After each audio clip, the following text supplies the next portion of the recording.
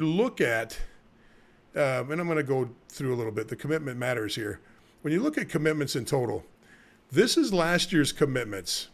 Now, it's not the same right now, and I'm going to give you in a second this year's commitments. The NCDC had a great year last year. Their year this year was nowhere near that. And they're portraying themselves as being a Division I program across the board. Now, don't get me wrong. The way their league is set up is they're set up where the Boston Junior Bruins and the New Jersey Hitmen are just chock full of talent. Those two teams can play anybody in the North American Hockey League. They can play anybody in the BCHL, and they probably can play anybody in the USHL too. But after those two teams, there's a huge fallout. And my way of looking at this is, if this is the way the leagues stack up as far as NCAA Division I talent across the board, top to bottom, there's your talent. How in the world can that survey only place two teams from the BCHL in the top 20? And how can you have any teams from the WSHL, the SIJHL, or the NOJO, Northern Ontario Junior Hockey League, even in the top 20, which there are? All these different areas are represented. So just by a weighting system and just saying, hey, look, you got to go where the talent is. So once again, just to kind of get an idea of this, I weighted the leagues for you off of last year's players. The BCHL and the North American Hockey League were just about the same. They made up 67% of the D1 talent. Now, the only league we're not looking at that puts out D1 talent besides the leagues on this sheet is the USHL. Everybody agrees that the USHL is the number one place to play junior hockey at. But we're talking about all the other leagues that are potential here. Your middleweights are the AJHL, the OJHL, the NCDC, and the CCHL. Okay, that's Alberta. That is Ontario Junior Hockey League. That's our NCDC, part of the USPHL we're talking about. And this is the Central Canada Hockey League. This is also in the Ontario area, Greater Ontario area. Then down in the lightweights, these are the guys that don't have too many Division I commitments. Now you've got the Manitoba League and the WSHL. So you kind of get a sense that there's only 2% of your Division I commitments coming from the lightweights. The middleweights, they have 31%. It's not that way this year. And you've got almost 70% of them are coming from two leagues over here. So already you can see that your heavyweights are in a total different category than your lightweights and your middleweights as far as the amount of actual players that are being produced. So if we take this a little bit further, you should have 14 BCHL and NOL teams in your top 20 if you were going to put a ranking together, and then 6 teams total in the AJ, OJ, NCDC, and CCHL, which would make sense because if there's only 6 teams that are being weighted in your top 20, if you were going to do a ranking, that would give the NCDC about 2, which would be your Boston Junior Bruins and your New Jersey Hitmen. So that would put it a little bit more in alignment. And the reason I'm using that ranking is it kind of gives you a sense of how the world is trying to be. It's almost like fake news.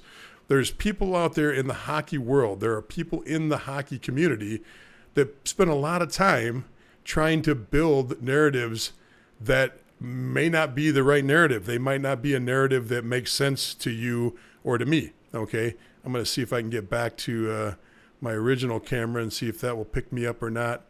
Okay, there we are. Let's see if that runs now. So all I'm trying to say about this USPHL situation is they're not a choice that I would say for any type of talent moving up the board. Now, I'm going to try to put something on here if I can pull this up.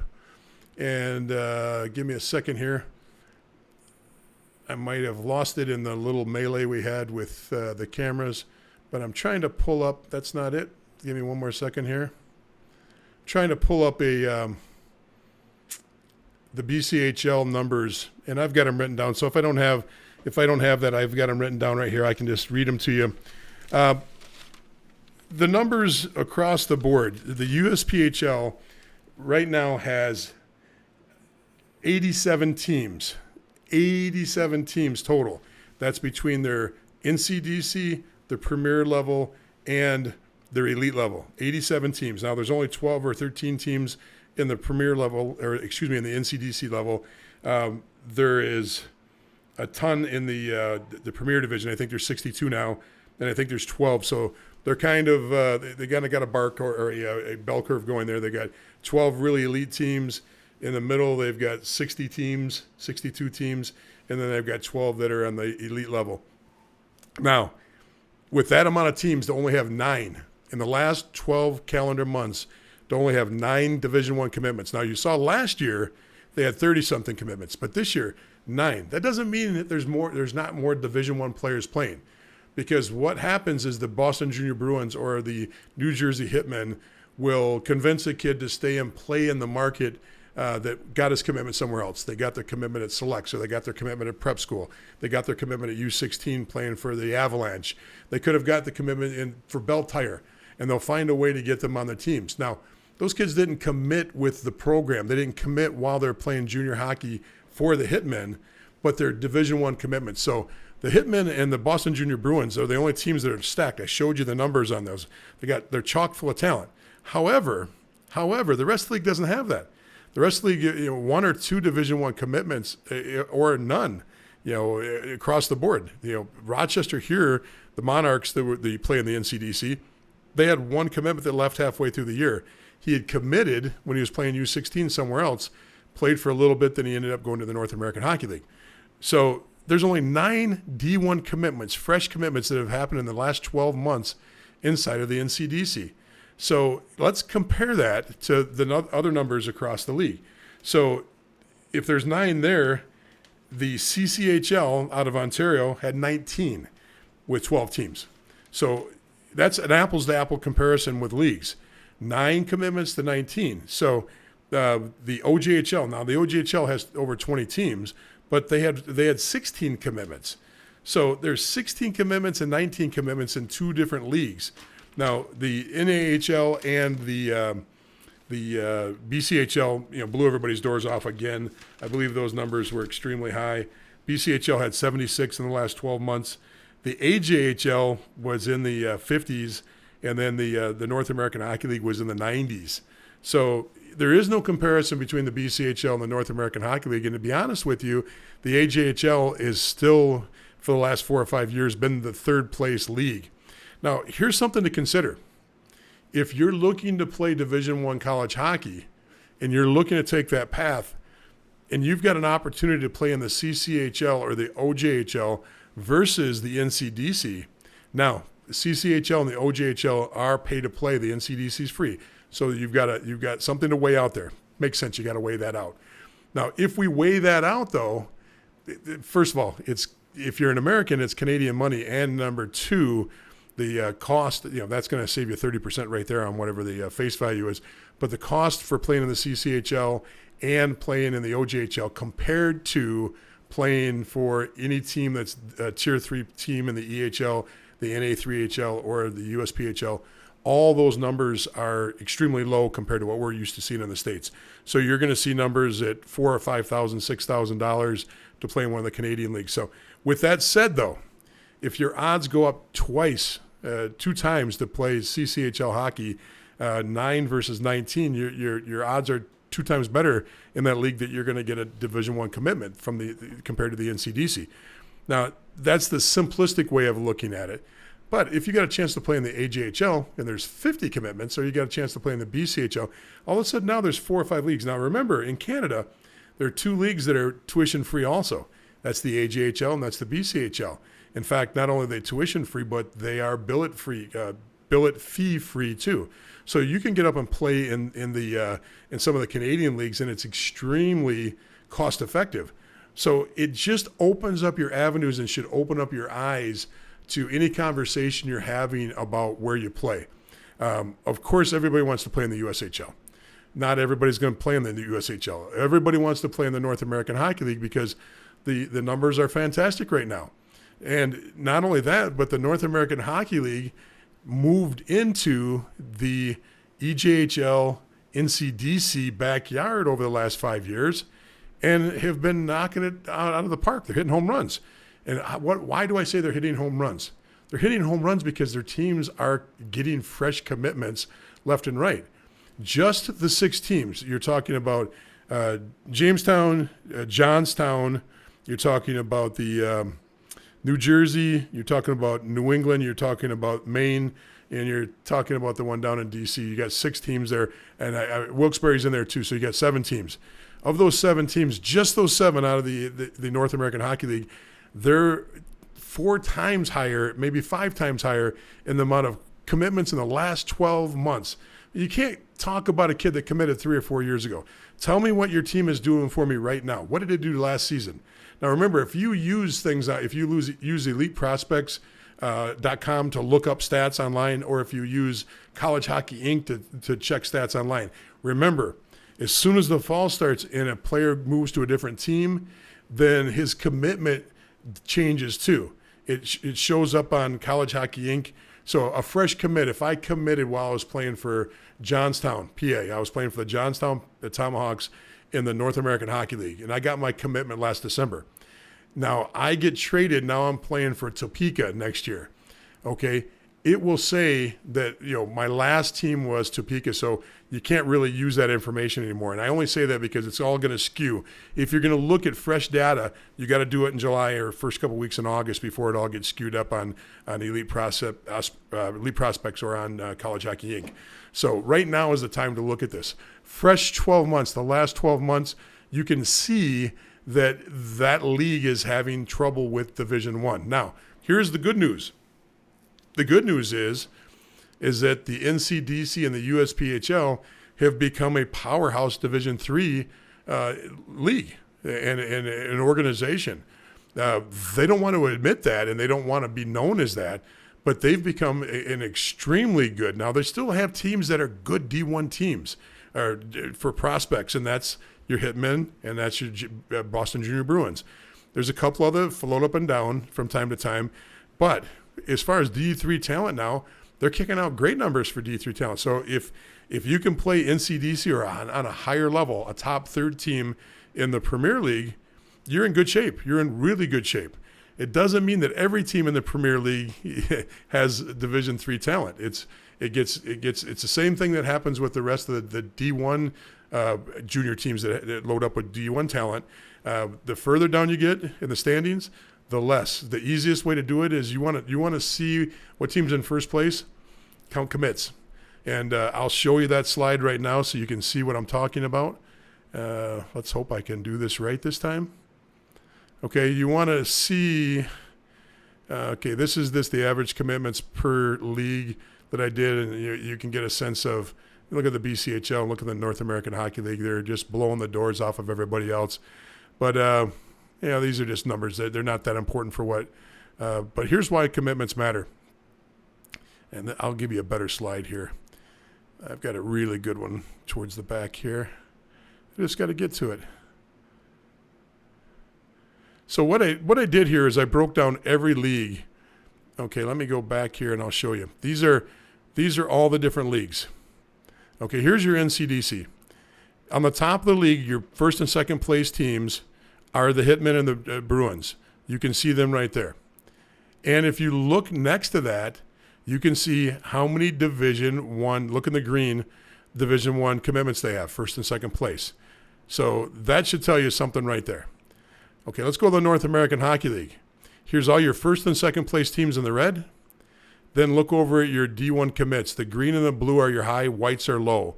Okay, so and there's a couple of anomalies down here. That was late season trades, that some teams that are not in the rankings. But look at all your top teams in the red and look at where all your top commitments are. 12, 12, 13, 12. Those are your best teams in the league. That's where all your commitments are at.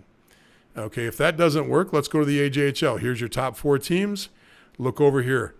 The only green and blue that shows up on the board are with your top 4 teams. Still not convinced? Let's look at the CCHL, top team in the league, and the top amount of commitments. They don't have any greens in that league, but they've got a blue. Okay, so here's the North American Hockey League, and I just want you, now these numbers have changed because I put this together about a month and a half ago, and there's been a lot of commitments since then. There's probably been 4, 5, 6. And here's your different divisions. Here's the East Division I was talking about. Look at 13 commitments just on one team right there. But I only put their first and second place on there. There's 19 commitments on 2 teams, and the whole NCDC had 9. Okay, but look at the BCHL up here. Okay, or excuse me, that's not that. That's the Central Division. I'll show you the BCHL in a second. But look at the top of every division. Your top teams have the most commitments across the board. The Central, though, is stacked. They've got talent up and down for this year. So just interesting to see where the talent's at. We look at the BCHL. I know it's a little bit of a different grid. Here's your 3 divisions. Green on top on each one of them has the most commitments.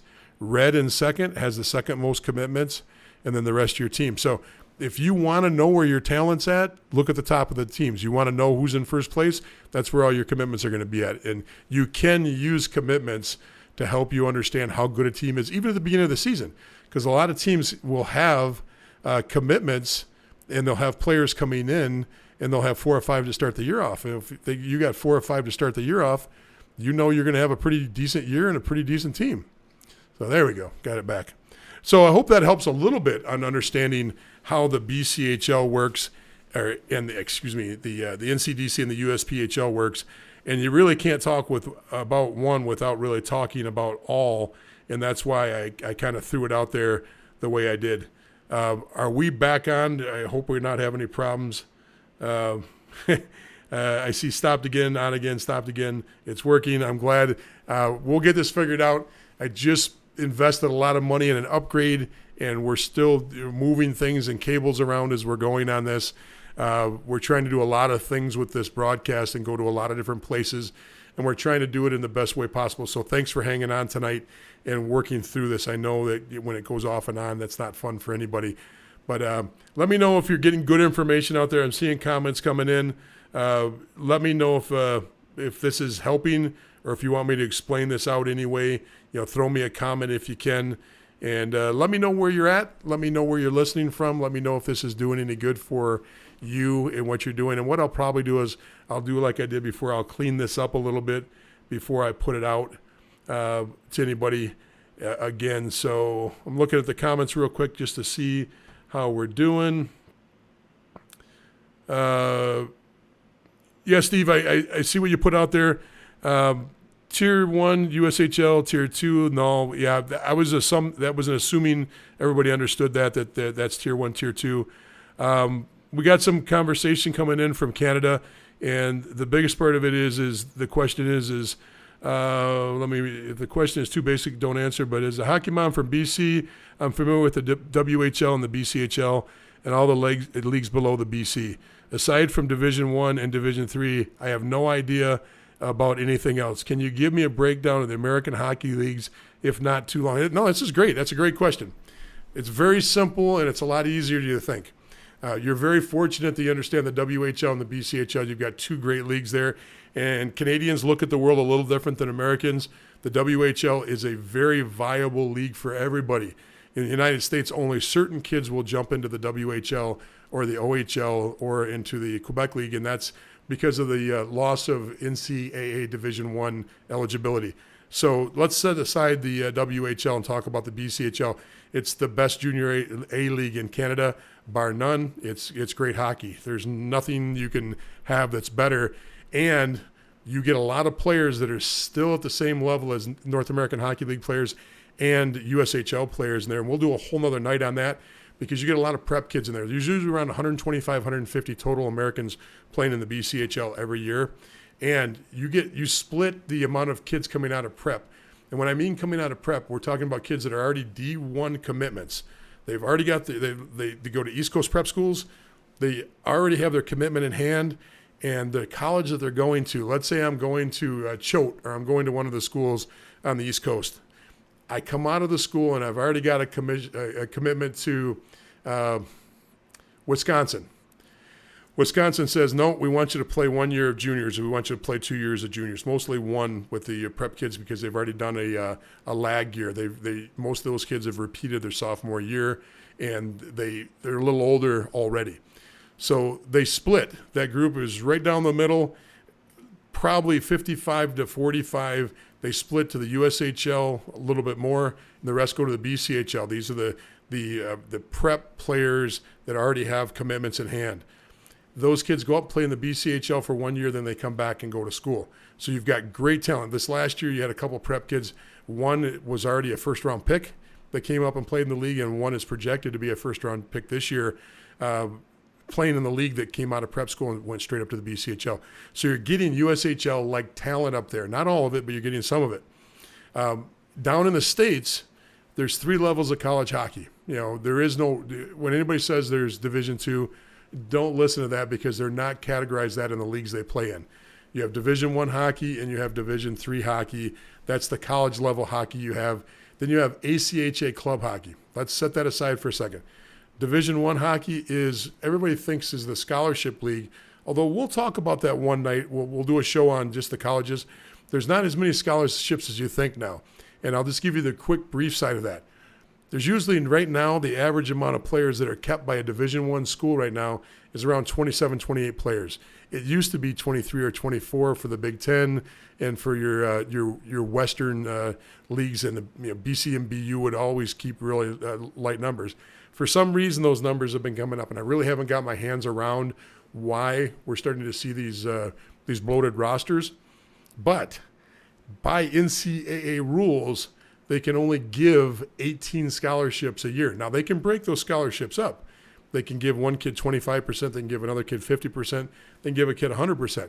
But it's got to add up to 18 total, no matter how they split those scholarships up. So if you're in the Big Ten, let's say you're at or BU or BC, Michigan, Notre Dame, Wisconsin, Minnesota, North Dakota, those schools, you've got blue chippers. You've got guys that are going to play 1 or 2 years. Think Quinn Hughes that played at Michigan, played 1 or 2 years, and they went out to where you're at out there in the British Columbia now. But you get those kind of players in there, they're not going to come in at 50% scholarships. They're not going to come in at 25% scholarships. They're going to come in at 100% scholarships because they can demand it. There's a buyer's market and there's a seller's market.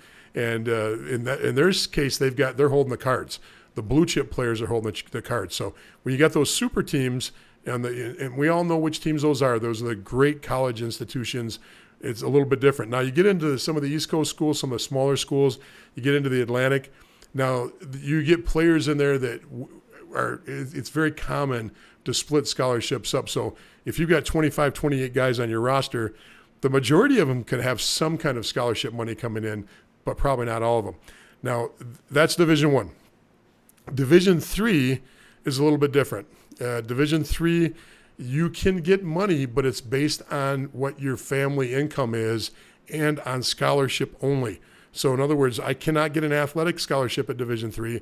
I can get grant and aid help for, let's say I'm a low-income family, or if I'm in a certain program and I've got a certain grade point average, I can get an academic scholarship. So when my daughter was looking at colleges, she had money that was offered on one side, and then she had academic money that was offered at another school.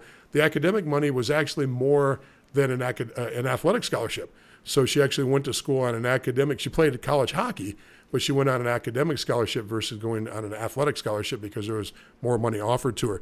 So D3 tends to be in smaller schools, tends to be more Eastern. When I say Eastern, Massachusetts has the majority of the schools. New York, the East Coast, New England states have a lot of D3 schools. You do have 2 in Michigan, you have some in Wisconsin, you have some in Minnesota, but nowhere near what's on the East Coast. That's where the majority of your D3 schools are at. Now, ACHA, okay, this is a whole different ball of wax. ACHA is club hockey. It's a step, it really can't be said this way. There's 3 levels. There's Division I, Division II, and Division III of ACHA. Your Division I guys can be guys that played in the WHL. You get schools that load up with a lot of guys that are coming out of Canada that have scholarship money that want to go play hockey in the States and play for a club team.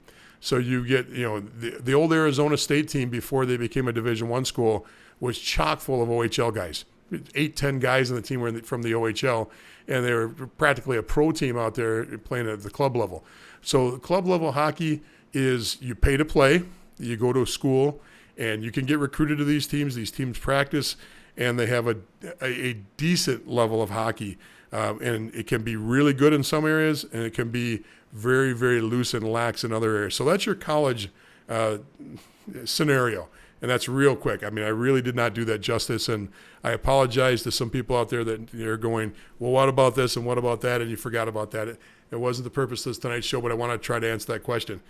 Now, juniors, the USHL has more commitments to the NHL through draft picks than all of your individual leagues in Canada right now.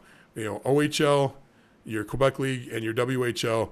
The USHL has the most NHL draft picks. Now, most people don't believe that. Go do your homework. You'll find out real quick. You had record-breaking years in the USHL. The NCDC, the National Training and Development Program, I think they had 11 first-round picks off their two teams. It was crazy numbers this year, just crazy numbers. But go back and look at that. It's all available for you to look at. But once you're past the USHL, the North American Hockey League battles with the BCHL for talent. They recruit the same markets. So you've got the USHL, then you've got the North American Hockey League.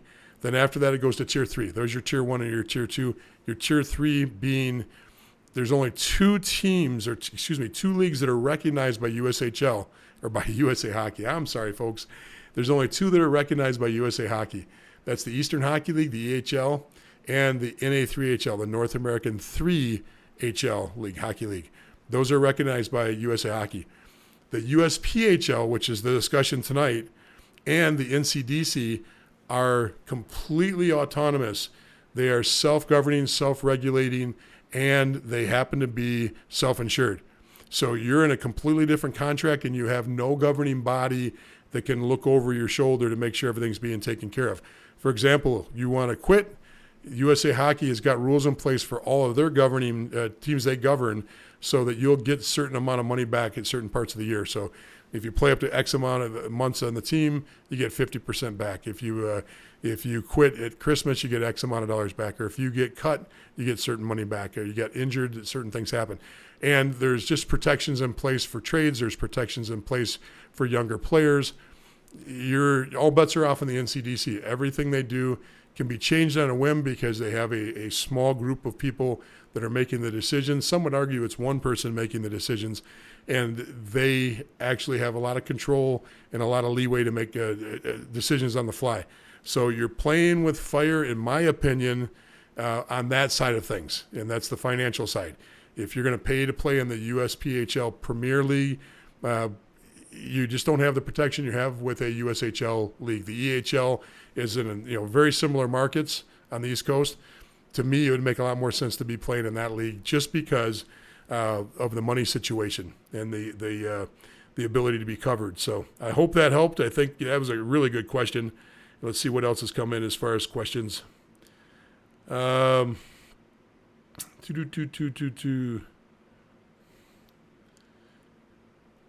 my son is 17. Over the past 4 seasons, I have seen AAA become more AA, in my opinion. We are moving on to juniors. Well, that's more of a comment. I thought that was a question there. Here's another one. So this weekend, my son was invited to play in a AAA team. The team was way below advertised. Is this the norm? Is this the new norm? Okay. I've been doing this for 35 years, both at junior and youth levels. I've been involved with girls hockey. We've heard this. Anybody that's been around the game forever, and I consider myself one of those guys that's been around the game forever, we've heard this about the dilution of AAA hockey. Now it's no longer AAA now. Now it's Tier 1, Tier 2, or Tier 3. But Tier 1 hockey, AAA hockey, about how it's diluted. I can tell you now, I've never seen more talented and skilled hockey players at AA and AAA hockey in my life. And I'm going to tell you why I see that and why this part is an opinion. I have no statistical background on this. This is just purely my opinion. You have more private lesson instructors out there making a living than you've ever had before. You can get a private lesson in almost any time, almost any town, any time of day, 6 days a week. Maybe not on Sundays, but Monday through Saturday you can get a lesson. There's clinics all over the place. There's skating treadmills. There's rapid shot shooting machines. There's more devices. Video all over the place. You as a family now can get video on demand on any skill you want to work on online. Any skill you want to work on. There's somebody out there that gives you free content that'll show you now that allow kids to play system hockey and learn their angles, learn how the puck bounces off the wall, where players should go. I know my kid from 6 to 12 years old played that NHL, which they call Chell, all the time. And he got to the point where it's 6, 7, 8 years old. I couldn't beat him at the game. I quit trying. That's, 14 years ago, I quit trying to play him because he was that good at it. But it allowed him to actually see what line combinations did. Right-handers coming down on the right wall, left-handers coming down on the right wall, different things that happen in the game. We've never had more access to information. We've never had more people teaching the game. USA Hockey has upped their game as far as the modules, as far as their level of certification and their coaching. Now, you can still say there's coaches out there that aren't good, but overall, we have seen such an uplift of the game. The problem is that once the bar has been raised, people want the bar to be raised even higher, okay? And I get it. Not every market and not every team can be great, but it also ties into things I say all the time. If you're going to be a AAA hockey player, sacrifice comes into play somewhere. 14 to 18 years old, sacrifice comes into play. And the sacrifice has to be time, has to be money, has to be distance, okay? You might not have to give up time, but you might not have to give up money, but maybe you have to give up distance. You might have to pay a lot to play on a different team. You may have to move to markets. And where do you move? Well, if you're in Canada, the gravitation is towards the major cities. It's the Toronto markets. It's the Vancouver markets. It's the Calgary markets. It's the Montreal markets. But if you're really good, you're getting into the Toronto area. That's the way it's been forever. That's why the GTHL is the GTHL. Now, the OHL and the GTHL they don't have the same luster they had 20 years ago, but it's still an epicenter. Where are the epicenters in the United States? The epicenters in the United States are Boston and Detroit. Boston area, there's a rink on every block. Players move to the Boston area to play at a higher level. And usually it's at the time where they got to make a decision to go to prep, and they move to prep at 13, 14 years old. The Detroit market, look at any roster on a Tier 1 Elite, HPHL, or independent team. You pull up the Bell Tires, you pull up the Little Caesars, you pull up the Grizzlies, you pull up the Victory Honda programs, and you're going to have 4, 5, 6 kids on the teams that are from California, Hawaii, Japan, Australia. You're going to have kids from everywhere. You're going to have Europeans on these teams. You're going to have players from 3, 4, 5 different states on these teams. And it is the norm because they're an epicenter. People move to those areas. They might move to play in the HPHL for the Chicago teams, but there's only 3 in the Chicago area in the HPHL. But the game has been for probably the last 10 or 15 years to get on a Tier 1 Elite team, but then you'll watch those Tier 1 Elite teams, the players migrate to the epicenters. So you might play on a Tier 1 Elite team in California, but you might end up in Colorado, you might end up in Dallas, you might end up in Detroit because you're trying to move to a grouping of talent. So I don't truly believe that our game is weaker right now and AAA is weaker. I think we've had a stronger level of talent. And remember, in the United States, now we're speaking as the United States, we've never had more players in the NHL than we have right now. We've never had more players playing NCAA Division I and Division III college than we have right now. Okay, it's no longer the case. You look at the Big Ten, it's no longer the case where these rosters are chock full of Canadian players. When I was a kid, you looked at the Big Ten, and almost every roster was all Big Ten players, all Canadian players. If you used to look at schools, Clarkson and St. Lawrence and Colgate and Cornell, RPI, all these teams just had tons and tons and tons of Canadians. Look at the rosters now. Not the same. There's only a few teams, and there's certain pockets that are majority of their players are Canadians. Now the NCAA has a lion's share of American players there. No disrespect to Canada, and it's not meant to be said that way. I'm just saying that our game is getting better down here, and that shows by the National Training and Development Program. It shows by the amount of NHL draft picks, and it shows about who's going first or second or third in the last couple of drafts. It's American players are there right now. So I can't buy into anybody saying that AAA hockey's watered down. There's pockets, but overall our game is in really, really, really good shape right now, and it's growing and it's moving in the right direction. So I know I got off on a little tangent on that. Let me see if I got any more comments or questions coming in that I can jump on real quick. I guess it's jumping in and out, and we're getting some freezing issues. So what I will do, folks, is I'm gonna call it quits for the night. I'm gonna do this recording. I'll put this recording on without broadcasting it, and then I'll put it out as a replay. So the replay that's going to come up will be completely fresh, and it'll be completely done with sound and with the videos and with the slides in place. So I'll still hit the same questions we hit. I'll still hit the same material. I'll just clean this up so it's a good format for everybody that wants to watch this in the future for replay. So I'm going to give it a call right now and say it's time to call it a night on this. We've got some work to do on figuring out why we're jumping in and out. It may literally just be the internet connection from fading in and fading out. I don't think it's the new equipment. So, but we got all new stuff here now. We've got a whole new broadcast piece. I think you can see the quality of the camera is much, much better. And hopefully when we get this all figured out, it'll be good for everybody. So please, if you got more questions, send them to me. I'll be glad to try to answer them tonight. If you got any other things you want to comment on, please comment. If nothing else, just tell me where you're from and say, hey, we're listening in Kamloops. We were listening in Olds, Alberta. We were listening in, Trail, British Columbia. That's one of my favorite ones. So, hey, anybody out there that wants to talk, send me a message. I'll be glad to get back to you as soon as I can. Hey, I got some things coming up this week where we're going to be doing some free information that's coming out on advisors. I'm going to put out a whole package on how to hire advisors. Remember, I'm not an advisor. I don't pretend to be an advisor, but I do teach people how to be good advisors, and I do teach people how to be in this industry.